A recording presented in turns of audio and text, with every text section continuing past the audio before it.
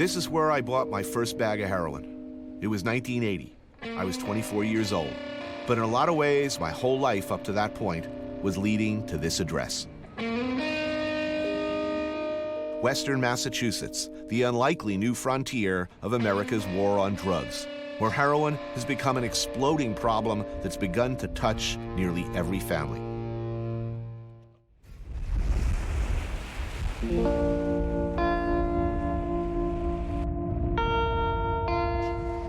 I was miserable in love, happy in love, alternately, as only a 17-year-old could be. This is where I lived, a very happy summer in the early 70s, and that was my room on the left. It was here, all the way out at the tip of Cape Cod, Provincetown, Massachusetts, where the Pilgrims first landed. And it was where I first landed. 1972, washed into town with a head full of orange sunshine and a few friends. Provincetown, a wonderland of tolerance, long-time tradition of accepting artists, writers, the badly behaved, the gay, the different. It was paradise. A golden time. I look back on those fuzzy memories and they seem golden anyway. Oh, there's John Waters. First love, and there's me. This guy, Johnny Yingling, was sort of a central figure in all of our lives.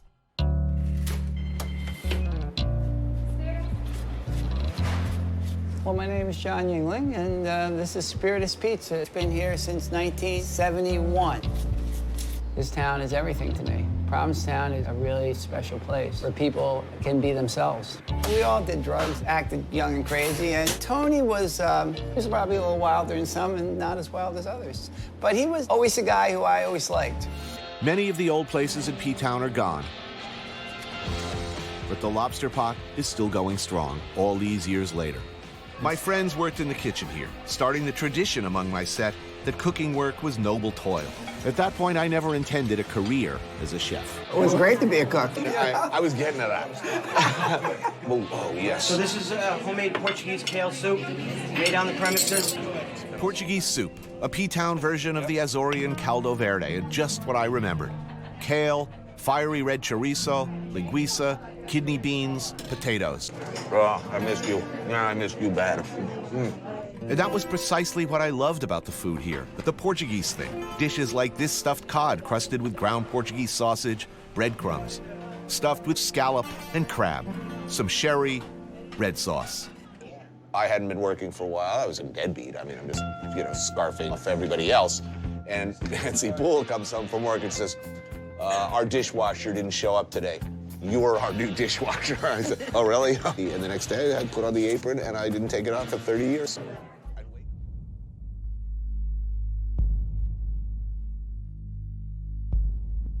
Over a century ago, Provincetown was a hard-working fishing village with multi-generational families of fishermen. My name's Bo Gribben. My father fished, and I was pretty much raised here my whole life, where I'm from. It's who I am. But it used to be like 2 out of 3 families in this town, this community, were fishing families. Most of them are now gone, and we're really like a minority. The first Portuguese fishermen arrived here in 1840. The main families created a community built around fishing, and this town lived off that industry well into the 20th century. It persisted even when I was here, keeping up old Catholic fishing traditions like the blessing of the fleet. These days, however, there are fewer and fewer boats to bless. My name's Scott Rowe. I'm a commercial fisherman. Sea scallops, 4th generation. I started when I was 5. It was cool back then. I'm gonna do this until I can't move anymore. Well, good time of year to be here, and nice weather today. Yeah, pretty nice day. Doing good. It's a little breezy. It might be a little nautical. All right. A little bit. I'm sure I'll be fine. I've watched The Deadliest Catch, so So you ready? I'm ready. Time to press the fun button. Is there a limited number of stuff out there? Well, there's a total allowable catch. We're on a 600-pound trip limit right now. And the payout ain't much. Do the math. A good day of scalloping brings in, say, $9,000. From that $9,000, take away $3,000 for the lease, $1,000 for fuel, and split the remainder amongst the crew. And on top of that, fishing's really just a crapshoot. Many days, there's simply nothing to catch. So why the are you doing this? Well, it's still what we love to do. And we feel like we're at home. Like I said, it ain't easy. Today, according to Bo, Scott, and Zev, this was just a little breeze. The best part of it, the anticipation to see what's in there. You know, every tow, I'm like, I just can't wait. You're like looking, you're like, what's gonna be in there? What's gonna be in there? A lot of times it's disappointment.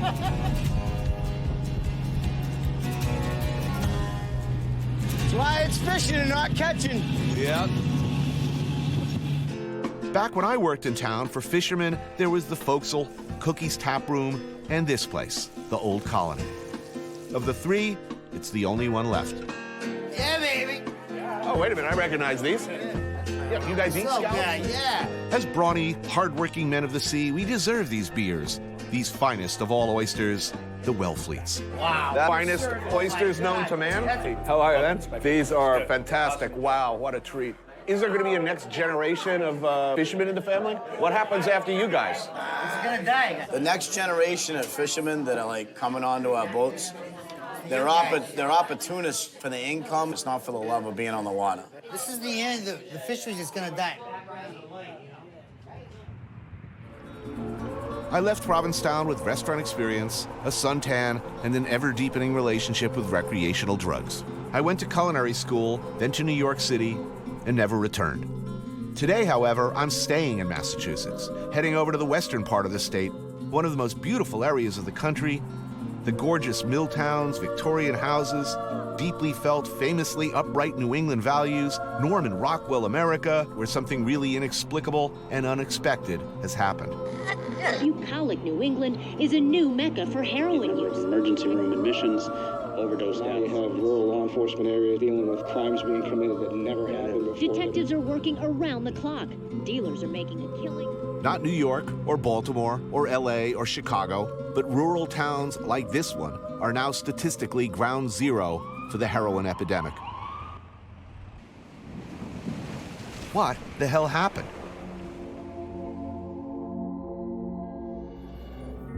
The next couple of years, if this heroin use trend continues to grow, it may be beyond getting a handle on. I'm a detective with the Greenfield Police Department, and my focus is undercover in narcotic investigations. So, Sonny Crockett gets a Ferrari. What's wrong with this picture?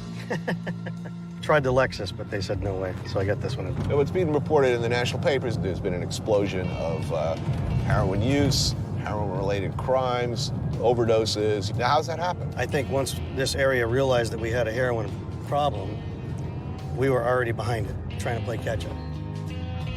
We are on the 91 corridor. Route 91 has been dubbed the heroin highway at this point. It's a widely used road to go north and south. There's opportunists here, and for low money input, they're getting a high profit. And the current economics of the town, I am the only one assigned to the narcotics position. How many heroin addicts do you think are walking the streets of Greenfield right now? I'm gonna say that we're in the high hundreds. Wow. We're in the high hundreds. High hundreds. Yeah. It's hitting every age group, economic household. It's out there. So we don't have Crips and Bloods taking over motel rooms. The person selling you dope more likely to be familiar than a stranger? We meet Carmen, as we'll call her, a powerful local heroin dealer turned paid confidential police informant out in the woods. How'd you get into the business initially? I needed the money. I needed to support my family. Couldn't get a job. How easy was it to get into the dope business? Not hard at all, because it's cheap. Was there money in it? Oh, hell yeah. Yeah, oh yeah. It's like Mayberry out here from looking around. I mean, who's using heroin now? I mean, what were kids? Kids. Today's heroin epidemic is different than the one that raged through America in the 1970s in a few significant ways. Back then, heroin was mostly seen as a poor people problem, somebody else's problem, the sort of thing that musicians and criminals got into, marginal people, far from the white main streets of Mayberry, USA. What those people did to themselves, well, it was unfortunate, but not our problem, until somebody broke into your house. Today, it's absolutely the reverse. The new addicts are almost entirely white, middle class, and from towns and areas like this. What happened? How did the kid next door, along with mom, pop, and grandma too, become users of hardcore illegal narcotic drugs? The worst drug with the worst reputation? Well, maybe start here. Once you've found the right doctor and have told him or her about your pain, don't be afraid to take what they give you. Often, it will be an opioid medication. Here's a 1996 promotional video from the fine folks at Purdue Pharmaceuticals. Sent around to doctors, it encouraged them to prescribe the latest, newest, most wonderful drug for long-term pain management, OxyContin. Some patients may be afraid of taking opioids because they're perceived as too strong or addictive. But that is far from actual fact. Less than 1% of patients taking opioids actually become addicted. Sales of OxyContin, initially and falsely proclaimed as not addictive, absolutely skyrocketed from $45 million in 1996 to $3.1 billion in 2010. That same year, Purdue tweaked the way they were making Oxy in an attempt to, they said, limit its addictive qualities. Finally, the government and law enforcement took a harsh look at the drug, and it became much harder to get legally, which sucked for the thousands and thousands who by now had a serious habit. I'm Ruth Potee. I'm a family physician in Greenfield, Massachusetts, and I grew up here. My dad was actually a small-town doctor out here. I'm a total generalist, but for the last 4.5 years, a larger part of my practice has been focused on addiction to opiates. You know, I got put on pain medication. Then when they started disappearing, everybody else was doing it. The heroin. You know, I can get a bag of heroin easier than I can get a joint. And once they start, they just slip down that rabbit hole and, you know, maybe they make it out. That's our goal, is to get them out and to live healthy again. My name is Ed Gregory, originally from Turners Falls, born and brought up here, born in 1945. My father was an employee of the Strathmore Mill, as was my grandfather.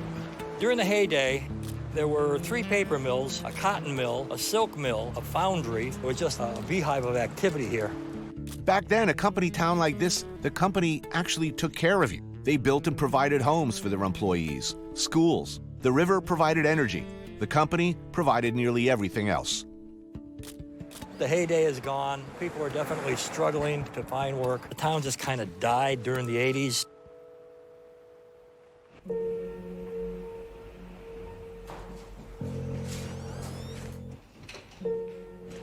So my father was here, a millwright. A millwright's job is a jack of all trades, if you will, if there was something that needed to be repaired. So you could work in a mill, live in a nice home, send your kids to school, make a living, all on a mill salary. You bet. It's unthinkable now, almost. What happened to the business? Things are going to other countries, but not coming back to the United States. This time became redundant. Correct. Again and again, all over the country, I keep running into situations like this, where industry has died or fled or simply relocated. I meet people like Charles Garbiel, hometown heroes who, for some reason, though they could probably go anywhere, take their skills and return to where they grew up. Shady Glen Diner. Today's special, a tribute to the old European immigrant culture of the area, the New England boiled dinner. So I hear rumors of corned beef and cabbage, is that right? Yeah, we do. Every week we do a corned beef and cabbage dinner. Slowly cooked corned beef, boiled potatoes, steamed cabbage. Wow, that's a beast. Awesome, thank you. How long have you been here? 2 years. Were you from this area? Yeah, I grew up here, and I've been coming here since a kid, and went through a few owners, and then it came up for sale, and decided to give it a shot. Generally speaking, who are your customers? Most of them, they're retirees. They've been coming here since they were 30. And this you don't see so much anymore. Dino-era homemade pies, and lots of them, all baked on premises.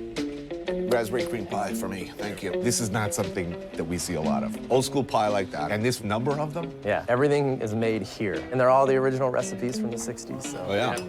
The index cards are so old, they're all faded yellow. This is exotic for me. Really? Oh, yeah. Well, how's business? It's getting better. The drug problem has started to really get rampant. It took over May 1st, 2012, and by the end of that year, I was broken into 4 times. It wasn't just me that was broken into, it was multiple businesses time after time. I came in one morning to open up, and I actually had a guy in front of the register, and he got up and pulled a knife out. I realized it really wasn't worth anything over a knife, so. I think what you're doing here is terrific. I mean, you know, our man can go and get a good hot open turkey sandwich and a good slice of pie. It's a beautiful thing.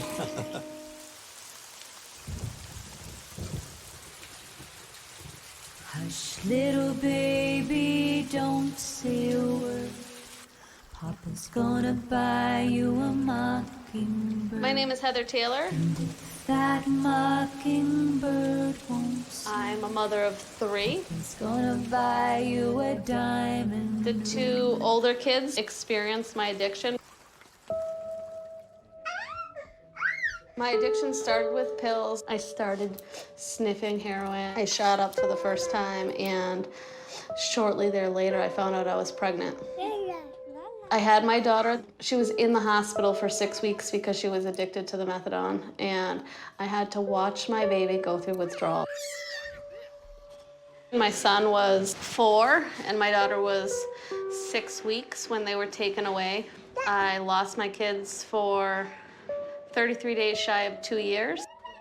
I became serious about my recovery. What do you think now, like when you see somebody like who's clearly junk sick on the street? You know, it gives me that yuck, sick feeling. And it scares me. Like, it reminds me why I don't want to be out there. It's just scary. A friend of mine overdosed January 1st of this year. And my brother-in-law overdosed in Wendy's bathroom, and they found him. And they brought him back to life. He was dead in the bathroom. Mm-hmm. So this is my Narcan. I carry this around. I have one of these in my house, and I have one of these in my car. I have a fear that my husband's gonna relapse and I'm gonna find him dead. You just put this in here and squirt it up their nose. Now, in most cases, as I understand it, they're right out of it. I mean, Yeah, they're right what's out of it happening? and they're instantly sick. They don't wake up happy, but they wake up. But they wake up.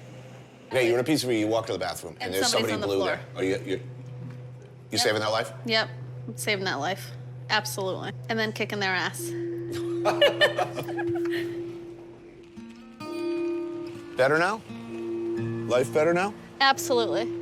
My kids have been home 3 years. You know, I no longer have to watch my back. You know, I live a pretty straight and narrow life, which, you know, people might say is boring, but I love my life today. I'm grateful. Started nearly a decade ago on one of the 2 main streets of Greenfield, the Recover Project is community-based, an open arms program aimed at helping addicts stay clean. I'll tell you something really shameful about myself. The first time I shot up, I looked at myself in the mirror with a big grin. You know, something was missing in me, whether it was a self-image situation, whether it was a character flaw. You know, I came from a, stable family, the suburbs, I had a lot of advantages. There was some dark genie inside me that I very much hesitate to call a disease that led me to dope. I didn't have anyone else who could have talked me out of what I was doing. An intervention wouldn't have worked. I didn't have a child. I have a 7-year-old daughter now who I never would have had. I never would have thought. I looked in a mirror and I saw somebody worth saving, or that I wanted to at least try real hard and save. Anybody could find themselves very easily in this situation. And, I look back on that and I think about, what I'll tell my daughter, that was Daddy. Ain't no doubt about it. But I hope that I'll be able to say that was Daddy then, this is Daddy now. That I'm alive and living in hope. Thank you, guys. Thank you. As a nation, for decades, we were perfectly happy to write off whole neighborhoods, whole cities, whole generations of young men and women, as long as it was an inner city problem, an urban problem, which is to say, a black people problem, a brown people problem. Send them to prison, into a system from which they'll never return. Maybe now that it's really come home to roost, now that it's the high school quarterback, your next door neighbor, your son, your daughter, now that grandma's as likely to be a junkie as anybody else, will accept that there has never been a real war on drugs. War on drugs implies an us versus them. And all over this part of America, people are learning there is no them. There is only us. And we're going to have to figure this out together.